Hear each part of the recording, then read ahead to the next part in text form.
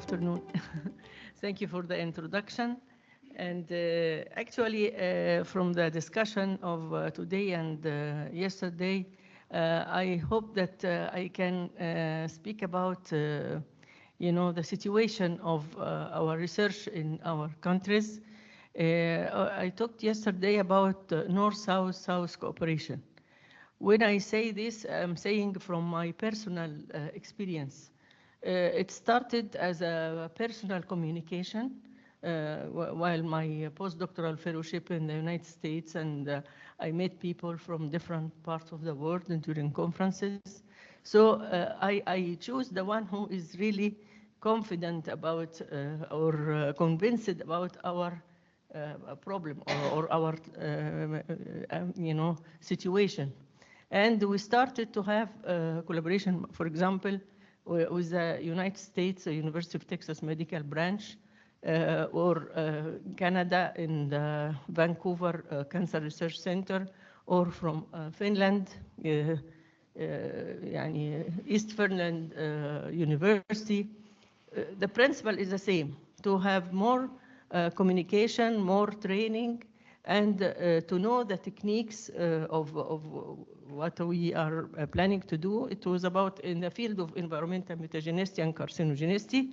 And then we do it in Egypt, and we start to have also international publication. So it can happen. It can happen to transfer the know-how, transfer the technology from North. The North has the experience.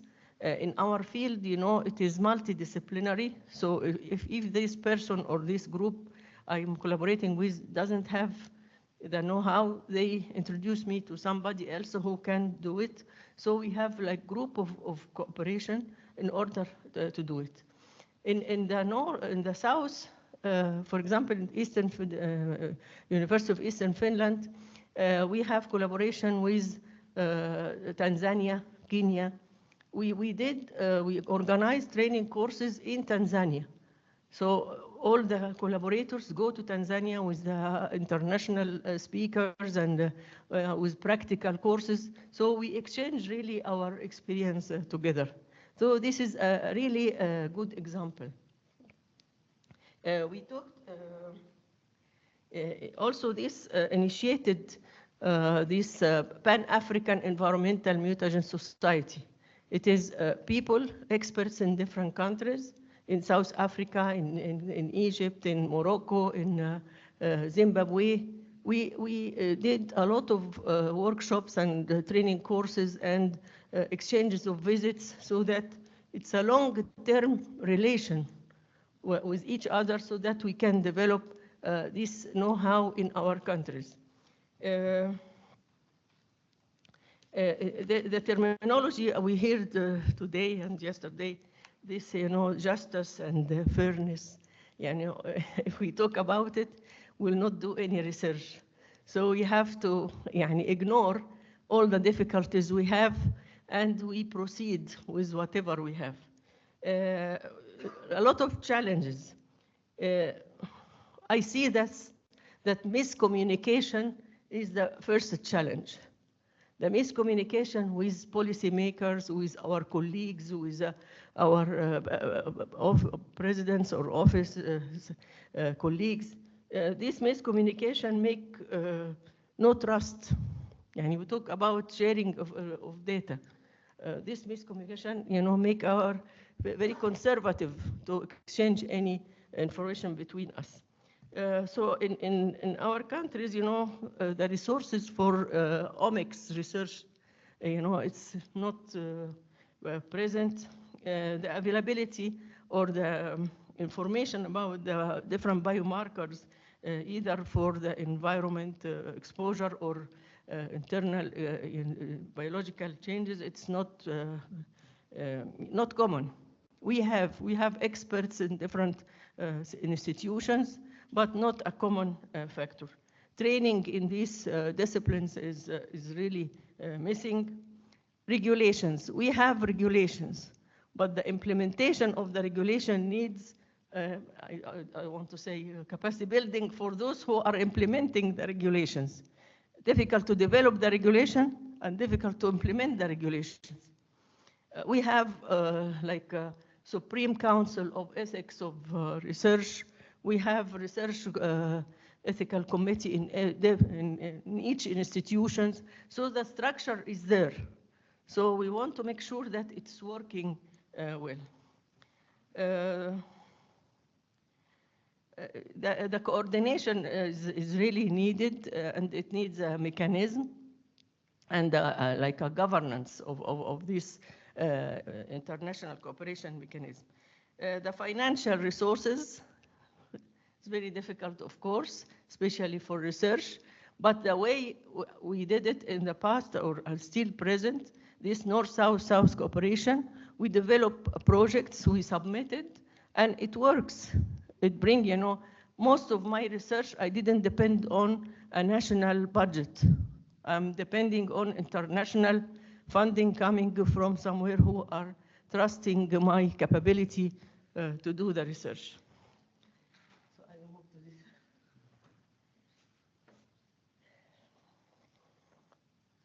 So how to, okay. In order to talk about this development of biobank, you know, of course, we have collaboration with IARC long ago, and we were convinced about that these biobanks needs ethical, legal, social issues and economic aspect. In order to do research, we have to have a technical practice and the training experience and the infrastructure.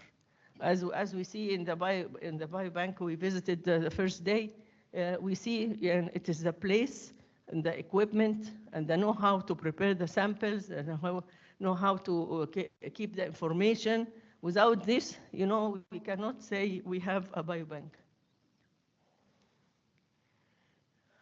Also, when we are saying we will collect data or samples from different places, the hospitals and the medical, they keep samples for diagnosis in order to treat patients and for the survival data. The biospecimens, it has biological data and in the biological samples. So in order to do research, we should consider, you know, this, you know, it comes from clinical setting or coming from biospecimens or research cause. So it's a kind of the whole thing. The lifestyle data, it's another issue. As was mentioned, you know, we can have information about the patient for clinical diagnosis, but we don't have information about his exposure conditions and lifestyle and social factors and so on. So all these data should be available in order to be useful data. And the spectrum, you know, from the sample collection till the international cooperation, it has a lot of actions needed at the different level. So who is governing this? Who is managing this? And it has to have human resources, it has to have funding, and so it's not simple to say I'm starting collaboration with certain country and they don't have all this. So from the very beginning, I was very convinced about this molecular epidemiology. I'm a public health person, so using the molecular techniques, I believed in this. I believed in the biomarkers of exposure, biomarkers of early effect, biomarkers of genetic changes, and so on. So we wanted to do a lot of research in this aspect. Without collaboration and collecting the proper samples, we'll never do it. This picture is a turning point in my life, or in my life related to the biobank and the genetic toxicology. I don't know if I can show. This is me, the one in black. This is me, and you can see Harry Benyu there, and Chris Wilde behind, and Maimouna Menti is here, and Bakary Sira, if you know him. So all these people and others, Karim Neki, and all the, yeah, every one of them I had collaboration with. How I get to this? I knew Harry Venue from one of the conferences I told you. I had my postdoctoral fellowship in the United States, and I used to attend the environmental mutagenicity courses, and he was there. So he invited me to join this. This course is very, very useful. It was 2 weeks in Zimbabwe, and we talk to each other. We have working groups, and we have discussions. It was very useful from both sides. The expert from the north, as I said, they wanted to collaborate with us from other countries to develop collaboration. So we talked about pesticides, about aflatoxins, all the exposure conditions were discussed in this meeting. So I believe that this training course should come back. It was in Zimbabwe, and after that was in Bangkok, and then it stopped. It was organized by IARC. So I hope it come back so that many people will get benefit of this collaboration. After, it was 1991, the first picture. This picture is 2013. I met Maimouna Mendy, and I visited IARC, and I visited the biobank at that time. I was very impressed with this, producing the dry ice. And also I knew that how the information is taken and how it is kept, it's not just collecting the samples. Then Maimouna came to Egypt. This is the Eastern Mediterranean WHO office, EMRO, and here is Bakary Sila and Maimouna with the director of the WHO. He was also interested to establish in the region. We also had meeting at the Academy of Science. Why? To have people working in, at that time they developed already biobanks in their institution, but it was a small biobank at the National Cancer Institute, at the Tanta University, at the hospital called 57357. It's a NGO, and other places also. At that time, the head of the Academy of Science wanted to develop a national biobank. So they selected a big building, and we started to have a plan, and Maimouna helped us to develop the plan of this. This is at the Regional Center for Advanced, we call it the Regional Center for Advanced Research, Tanta, that time. And we visited the different places where they developed the biobank in Ain Shams and in the National Cancer Institute in the 357. And the president of the Academy of Science visited here, IARC, to make arrangement to have a protocol and to develop this national center. Then we had, this is one of the challenges we are facing, changing of policymakers. In 2011, there was a changes in the country, and the president of the academy changed it, so everything stopped. We started again by visit from Maimouna, and we contacted the WHO office in Cairo. We started to have a scientific committee to follow up on the development of the network. Of course, due to lack of resources, lack of interest, nobody interested to collect data or to also for research in general, We developed this committee to disseminate the knowledge about the biobanking and to establish guidelines and, the ethical background and all the, and to perform like situation analysis and to promote for multidisciplinary collaboration. Actually, we took every chance to meet again in different conferences and different events to talk about the development. This is the task force for developing the network. with Maimouna Mendy. He used to attend with us Zoom in order to follow up what we do. We had the technical committee, we have an ethical committee. We take it very serious to develop the guidelines and the material needed, and we had a plan of action. So these are, our trial to meet people. It can be, younger people or older, more senior, in order to convince them about the continuity of this biobanking.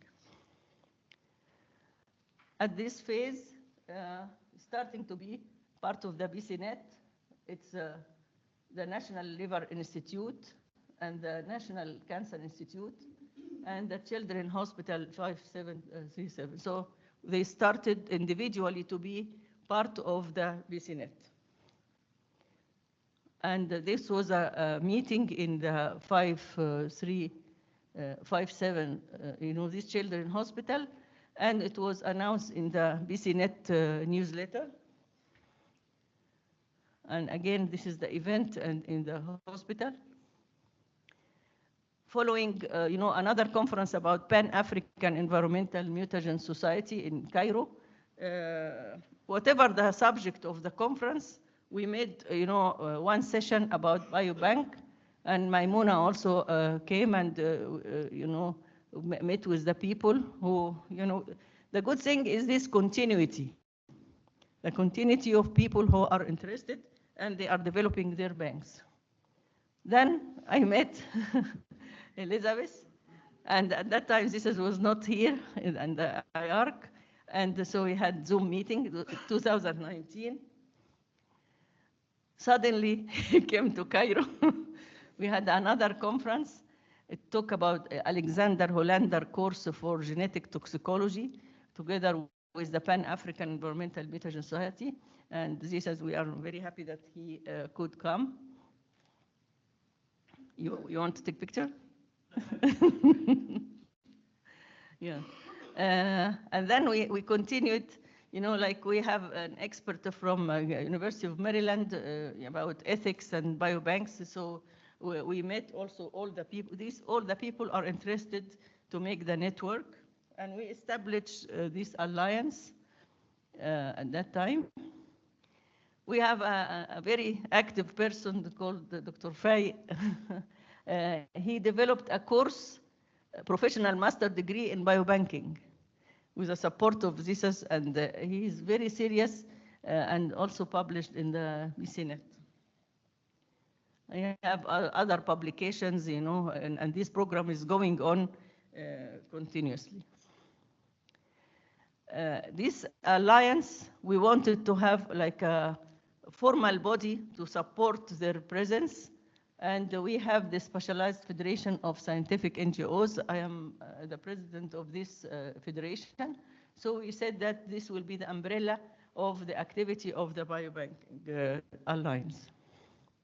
Continuing to meet in the conferences during, this was during Corona, during COVID. All the program, and we have the Theodore Belhars Institute. It also has a biobank. They made a big event to talk about research and biobanking. And Mark also as a center very known. Also the armed forces established the ECRIM. They have this automated biobank, and they started to attend with us. Another conference we met ZISAS by Zoom. It was also well attended by the people who are interested in the subject. And we continued to have conference. And during this conference, Elizabeth was there and Pilar was there. And I think there was a negotiation about the membership of Egypt in the IARC at that time. It is in 2004. So as you see, it's phases. Since long ago, we had phases in order to develop this structure together. So these are the centers in Egypt. Now they are connected together developing together the ethical guidelines, the technical guidelines, and so on. They agreed about, we developed a website for more information about it. This, every center has its information on the website.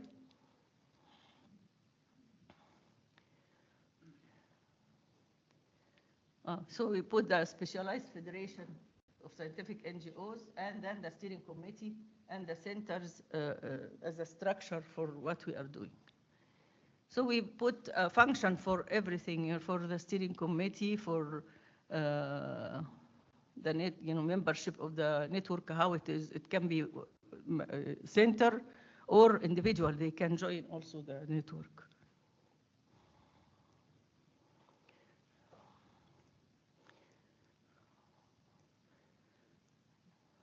All these are written in the website. This is like example of the consent form which we developed. And again, it was mentioned in the BCNet 2002-04. And this is the program of the diploma, the master degree in biobanking. Dr. Faye would like to announce for the graduation of his students. So he wanted to make a celebration in Alexandria with the Alexandria Library. So maybe if you would like to attend, we invite you. This is the last slide. This is the celebration of the membership of Egypt in IARC. We hope by this step we can have more collaboration and more sharing of information, data. But again, I would like to say that we really would like to have capacity building of our people about how to collaborate, how to exchange the data, how to develop their materials and so on. And we hope that there will be a lot of collaboration in the future. Thank you.